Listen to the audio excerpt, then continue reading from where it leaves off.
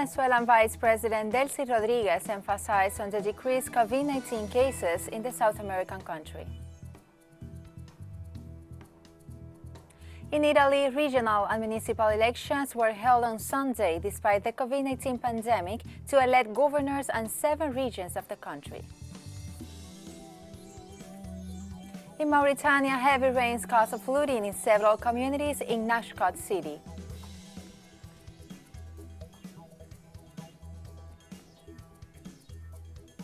From the headquarters of TeleSUR English in Havana, Cuba, this is From the South. I'm Laura Palmeiro.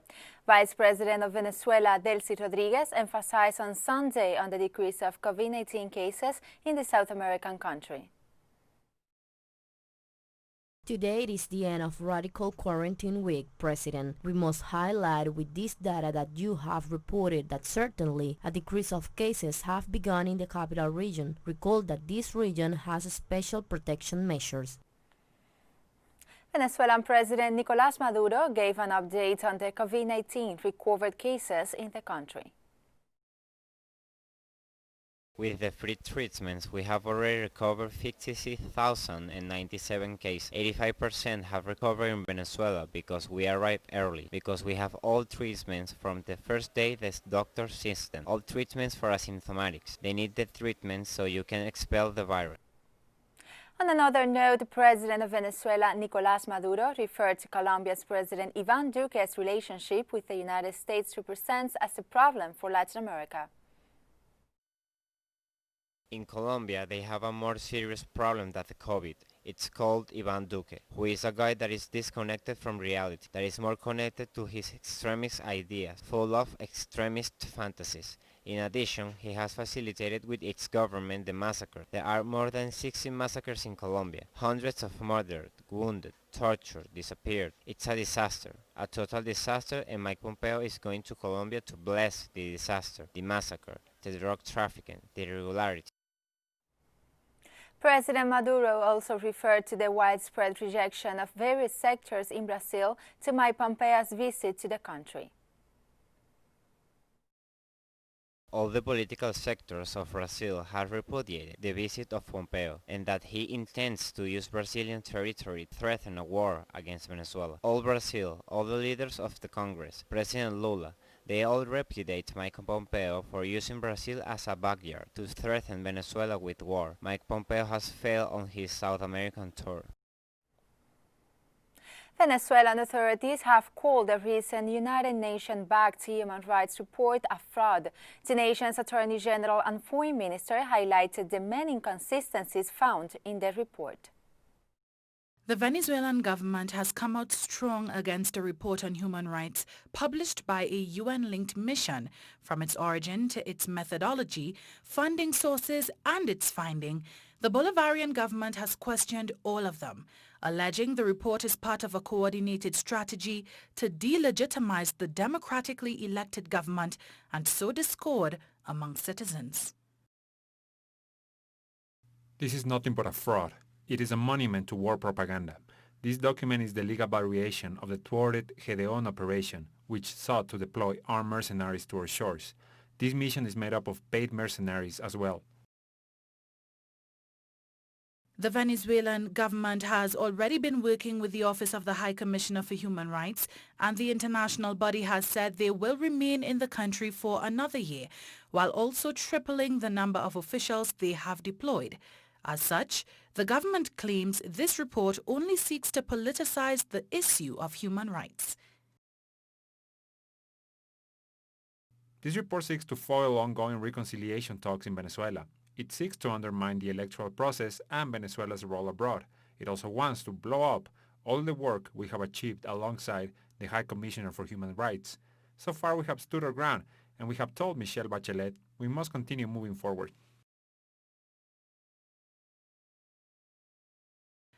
Venezuela has long worked to detain and punish those responsible for human rights violations, but it vehemently denies that these violations are systematic or part of the state's policy.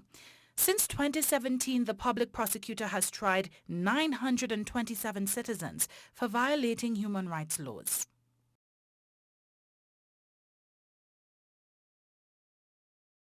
The group behind this report has entirely undermined our daily work with great disrespect and audacity.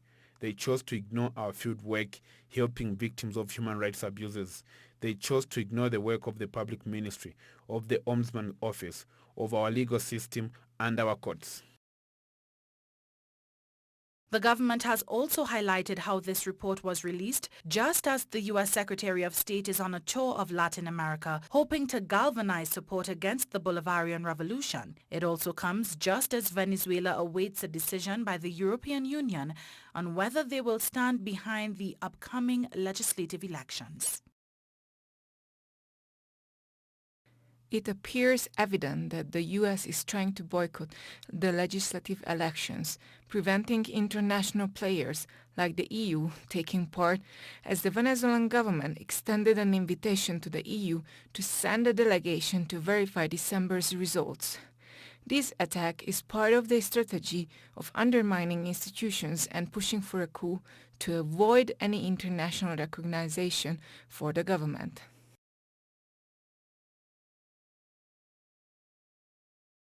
Legislative elections are set to take place in just over 2 months. In the meantime, the United States seems to be doing all it can to destabilize the South American nation. And a new massacre has been reported in Colombia's Cauca department. According to reports, at least 8 people were murdered in the town of Buenos Aires, including a minor. This marks the 60th massacre to be reported in Colombia since the start of this year. Brazilian authorities have declared mining dams belonging to the Vale company as too risky to remain in operation.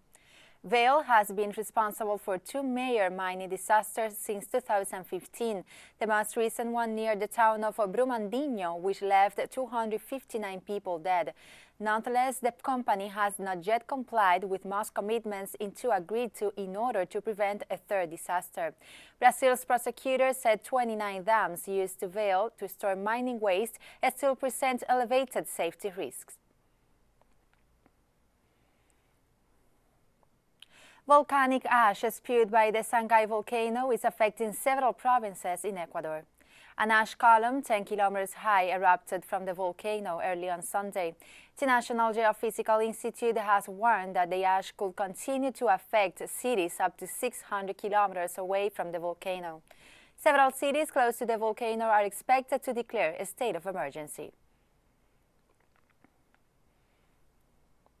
And Cuba's Henry Reef Brigade is celebrating 15 years of humanitarian work around the world. President Miguel Díaz-Canel congratulated the over 9,000 health professionals who have provided medical services in over 60 countries.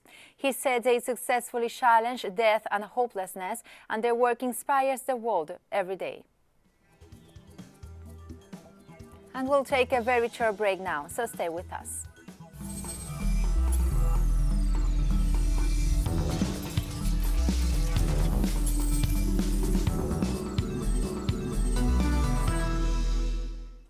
Welcome back to From the South. Over 46 million Italians are being called to the polls this Sunday and Monday for regional and municipal elections in the midst of the COVID-19 pandemic.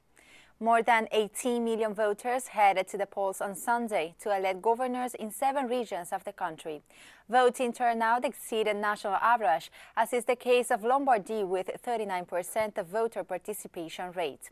Citizens will participate in a referendum on the reduction of the number of members of parliament from 630 to 400 lawmakers and from 315 senators to 200.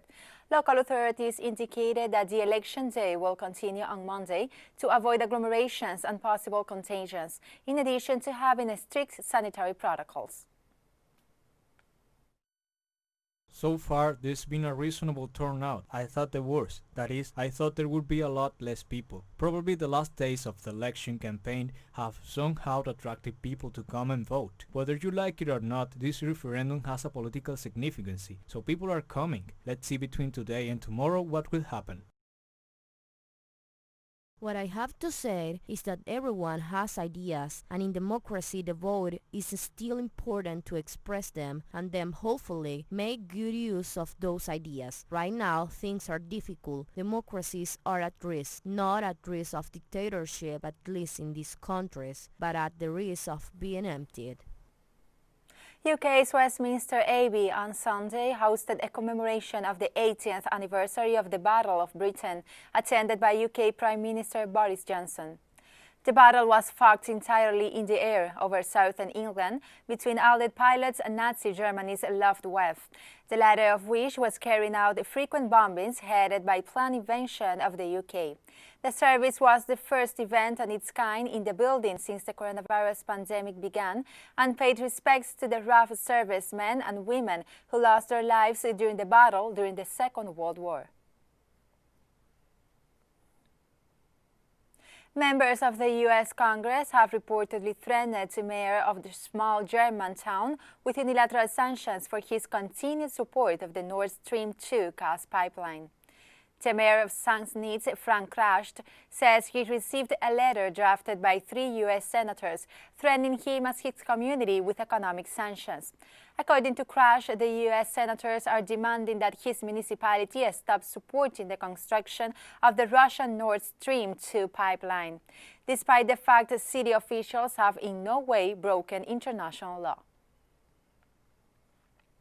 And thousands of German citizens also marched to demand that the government does more to help migrants stuck in Greece. The German government said last week it would take in over 1,500 migrants from various Greek islands. But protesters demand that the government does not block state or municipal efforts to take in refugees themselves. More than 30 million cases of the novel coronavirus have been confirmed around the world, according to the World Health Organization. Authorities reported that since the beginning of the pandemic, more than 30,849,000 people contracted the virus and at least 20 million people recovered. World Health Organization indicated that after the United States recorded over 6 million cases of COVID-19 and almost 200,000 deaths, the countries with the most fatalities were Brazil, India, Mexico, and United Kingdom. Indian lawmakers have approved 2 controversial agricultural bills that will allegedly boost growth in the farming sector through private investments. But the bills were approved even through most opposition parties, as well as some allies from Minister Narendra Modi referred to them anti-farmer. The legislations give farmers freedom to market their products and aim at removing middlemen from the farm trade. But critics say the bills create an under-democratic mechanism by which bureaucrats become arbiters to settle any contract disputes between farmers and buyers. This is a black day in the country today.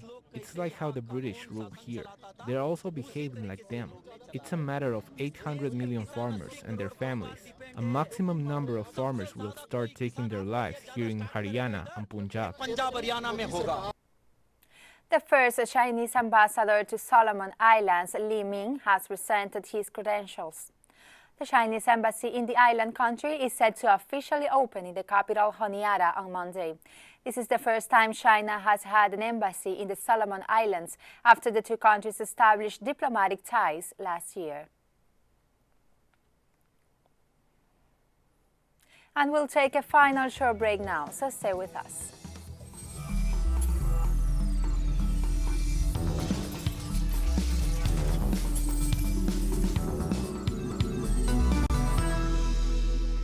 Welcome back to From the South. In Mauritania, heavy rains caused flooding in several communities in Nouakchott city. The houses of various locals were severely damaged.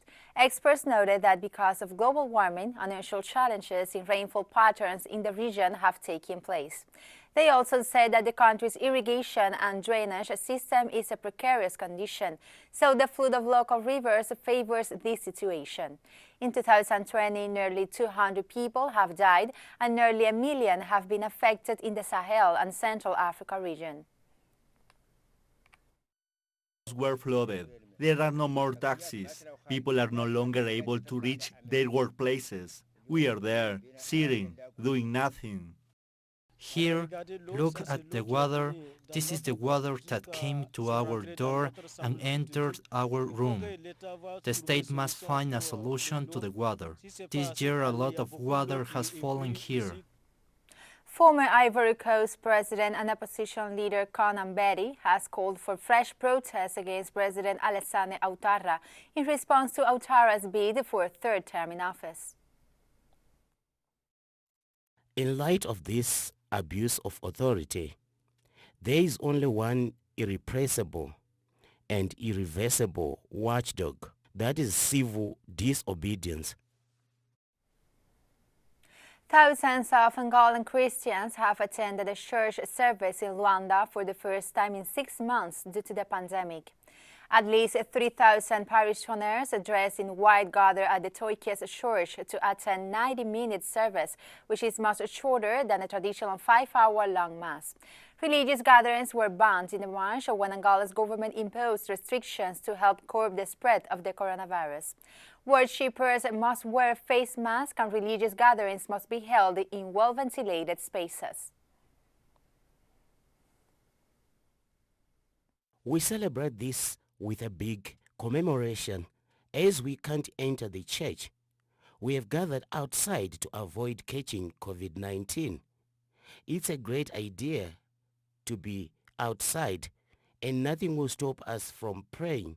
Whether it rains or snows, we will pray.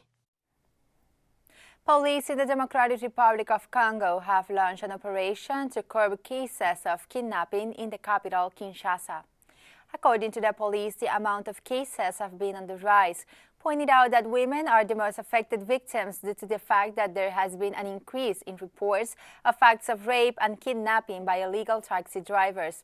The head of the armed forces, Miguel Bagaya, explained that car checkpoints were provided to try to monitor security throughout the territory and thus reduce cases of violence throughout the region.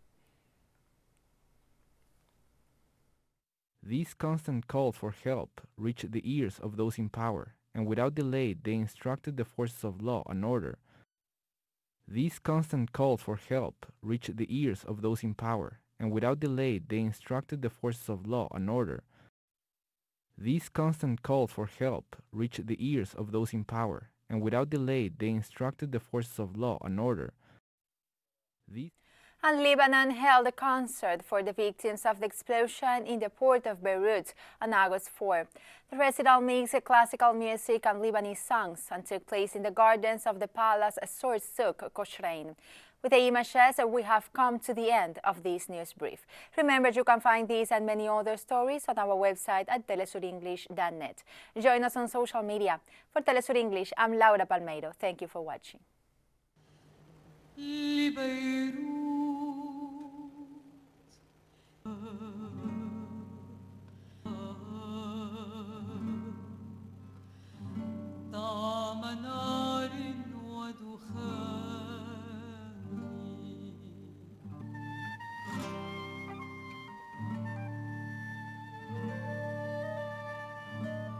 قلبي سلام